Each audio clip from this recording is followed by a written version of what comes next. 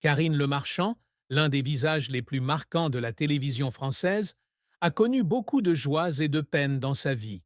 Mais sa plus grande tristesse est probablement la séparation d'avec son père biologique à un très jeune âge, et sa mort avant qu'elle ne puisse construire une véritable relation avec lui. Karine Mfayo Kourera, de son vrai nom, est née le 16 août 1968 à Nancy, en France, d'une mère française d'origine lorraine et d'un père burundais. Son père, qui était directeur de la télévision nationale du Burundi, a abandonné la famille alors qu'elle n'avait qu'un an et demi, la laissant, ainsi que sa mère et sa sœur aînée Agnès, aux soins de sa mère et de sa grand-mère. L'absence de son père a laissé un vide dans son cœur, une tristesse persistante qu'elle n'a véritablement affrontée qu'à l'âge adulte. Des années plus tard, alors qu'elle tournait un reportage pour TV5 Monde au Burundi, elle a retrouvé son père de manière inattendue, mais cette rencontre n'a pas apporté la chaleur ni le lien qu'elle espérait. 2 ans plus tard, il meurt du sida, laissant à sa femme un sentiment de perte et des questions sans réponse sur ses origines et les liens familiaux brisés.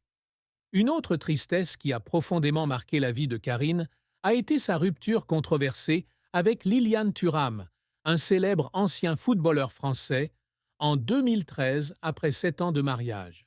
Cette relation était autrefois une source de fierté pour elle, mais s'est terminée dans la douleur lorsqu'elle a déposé une plainte pour violence domestique contre Thuram, l'accusant de lui avoir attrapé les cheveux et de l'avoir poussé contre un réfrigérateur lors d'une dispute.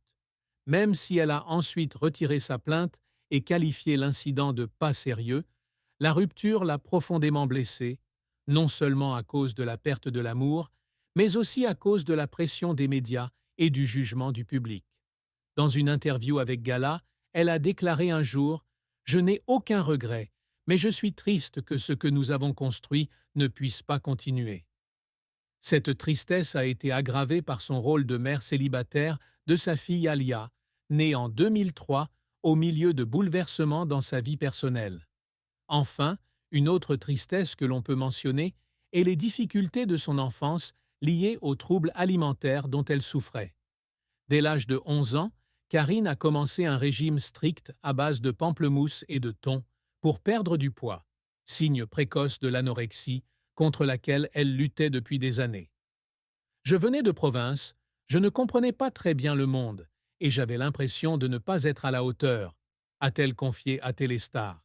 Cette tristesse n'était pas seulement liée à la pression de l'apparence, mais aussi à un profond manque de confiance dans sa jeunesse, affectant la façon dont elle se voyait même après avoir réussi.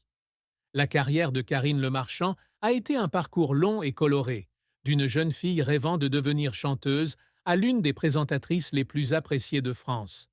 Née à Nancy, Karine grandit avec une passion pour la musique, étudiant la harpe et la flûte au Conservatoire de Nancy avec sa sœur Agnès. Après avoir obtenu son baccalauréat littéraire, bac de français, elle quitte son pays natal en 1986 pour Paris, dans l'espoir de poursuivre une carrière de chanteuse. Cependant, le destin l'a amenée vers le métier de mannequin lorsqu'elle a été accidentellement découverte par la société Élite alors qu'elle se rendait avec son petit ami à un casting.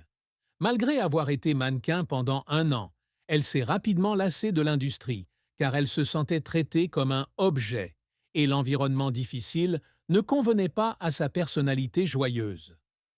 La première percée professionnelle de Karine s'est produite lorsqu'elle a commencé à travailler au RMC, où elle a développé ses compétences en communication et en improvisation.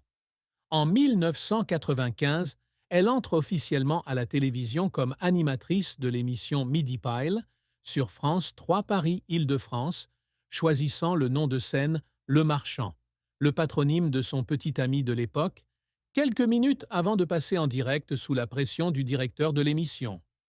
Depuis, elle a travaillé sur de nombreuses chaînes telles que TV5, près de 10 ans, France 3 avec Musique, 1998, et France 2 avec des émissions comme Comment faire et Les Forges du désert. Mais le véritable succès arrive lorsqu'elle rejoint France 5 en 2004 pour animer Les Maternelles, une émission sur la parentalité qu'elle qualifie de plus belle aventure de sa carrière. Pendant 5 ans, elle a apporté de l'innovation avec des titres tels que Mon bébé et moi et On n'est pas que des parents, aidant l'émission à atteindre des cotes d'écoute élevées et à recevoir l'amour du public. 2010 marque l'apogée de sa carrière lorsque Karine rejoint M6 et devient l'animatrice de L'amour est dans le pré. Une émission de télé-réalité qui aide les agriculteurs à trouver l'amour. Avec son charme, son humour et sa sincérité, elle a fait de l'émission un phénomène culturel, atteignant des records d'audience et conservant son attrait pendant plus de 15 saisons. Elle a également animé d'autres émissions sur M6, telles que C'est ma vie, 2010-2014, On ne choisit pas ses voisins avec Stéphane Plaza, 2011 présent, et Une ambition intime, 2016. Une émission où elle interviewait des hommes politiques comme Marine Le Pen et Nicolas Sarkozy, où elle a démontré ses talents d'animatrice perspicace. En 2020, elle remplace David Ginola à la tête de la France à un incroyable talent, continuant d'affirmer sa position. Son succès a également été récompensé par 2 médailles, Chevalier 2013 et Officier 2023 de l'Ordre du Mérite agricole pour sa contribution à l'agriculture française. Cependant, la carrière de Karine n'a pas été sans revers. L'un des grands échecs fut celui des émissions Les Rituels de l'amour et Les Forges du désert sur France, deux à la fin des années 1990, qui n'eurent aucun succès d'audience et furent rapidement supprimées. J'ai échoué, mais j'ai appris à me relever, a-t-elle déclaré à Voici. Autre échec, Opération Renaissance, 2021, sur M6, une émission sur des personnes obèses subissant une intervention chirurgicale qui a été fortement critiquée pour son insensibilité et sa polémique, ce qui lui a valu une vague de protestations de la part des téléspectateurs et des professionnels de la santé. Je ne m'attendais pas à ce que ce soit si trompeur, a-t-elle admis sur Instagram. Les efforts pour faire pleurer Karine viennent souvent du dévouement au travail et de la pression personnelle. Lorsqu'elle animait les maternelles, elle travaillait souvent tard dans la nuit pour préparer le contenu, pleurant parfois d'épuisement, mais persévérant toujours, car c'était sa responsabilité envers le public. Après l'échec de l'opération Renaissance, elle a pleuré en coulisses car elle s'est sentie incomprise, comme elle l'a confié à Télé Loisirs. Je voulais aider les gens, pas leur faire du mal. Lors du décès de son père et de sa séparation avec Liliane Thuram, elle apparaissait encore à l'antenne avec un sourire forcé, les larmes tombant silencieusement derrière la caméra, car elle ne voulait pas que le public voie sa faiblesse. Karine Le Marchand est une personne ambitieuse, visant toujours des réalisations qui vont au-delà de la célébrité ou de l'argent. L'un de ses plus grands objectifs est de devenir une compagne pour le public français, en particulier les agriculteurs et les gens ordinaires. Avec L'amour et le pré, elle n'anime pas seulement l'émission, mais devient également un symbole de connexion, aidant les agriculteurs à trouver l'amour et à élever leur statut dans la société. 2 médailles de l'Ordre du Mérite agricole témoignent de cet effort, et elle s'efforce toujours de maintenir une image proche et sincère à chaque saison de spectacle.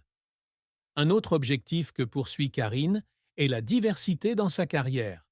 De l'animation d'émissions mondaines, les maternelles, d'émissions de télé-réalité, L'amour est dans le pré, aux entrevues politiques, Une ambition intime, en passant par des émissions de talent, La France a un incroyable talent, elle veut prouver qu'elle ne se limite pas à un seul genre.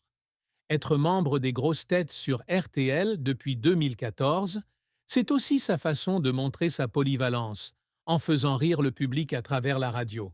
Elle a déclaré un jour aux Parisiens « Je ne veux pas être cataloguée, je veux tout essayer ». De plus, Karine aspire toujours à laisser un héritage significatif. Elle a écrit 2 livres, Devenir heureux, Ceux qui nous forcent, 2009, et L'amour est tout près, 2013, partageant des expériences personnelles pour inspirer les lecteurs à surmonter les difficultés et à trouver le bonheur. Elle participe également à des campagnes sociales comme en étant ambassadrice de la région Provence-Alpes-Côte d'Azur en 2021 pour promouvoir une agriculture durable et en apparaissant dans le clip d'Urgence Homophobie de l'amour 2018 en soutien à la communauté LGBT après ses précédentes déclarations controversées. Sa plus grande réussite, a-t-elle confié à Gala, est d'être aimée par le public pour qui je suis, pas pour une fausse image. La vie amoureuse et personnelle de Karine Le Marchand est une histoire tumultueuse. Elle ne s'est jamais mariée officiellement, mais a eu deux relations importantes qui ont façonné sa vie. Sa première relation connue était avec un juif hongrois, le père de sa fille, Alia, née en 2003.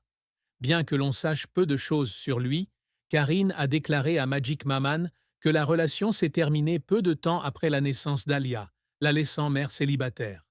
La tristesse de cette rupture n'est pas beaucoup évoquée par elle, mais on peut voir qu'elle a dû être forte pour élever Alia seule pendant les premières années chargées de